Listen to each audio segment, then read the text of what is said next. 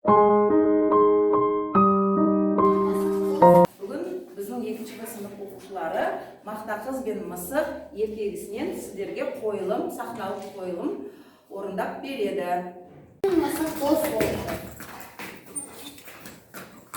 Күні Мақта қыз үйін жинап жүріп, бір мейіз тауып алады да мысықты шақырады.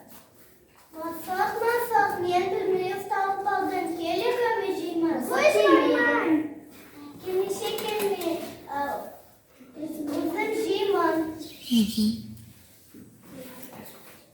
Біраздан соң мысық келеді. Мақта қыз, мені неге шақырдың? Айтпаймын. Әйтпесем мен сені қартығымды. Мысық қартықты төледі. Мен сен құйрығыңды кес. Мақта қыз мысықтың құйрығын кесіп алады. Мақта қыз, мен құйрығымды берші. Мен қартығымды төле. Жарайды. Мақта қыз, мысық сиырға барады.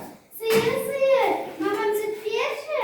Маған жапырақ әкел, саған сүт беремін. Жарайды. Мысық ағашқа барады. Ағаш, маған жапырақ берші.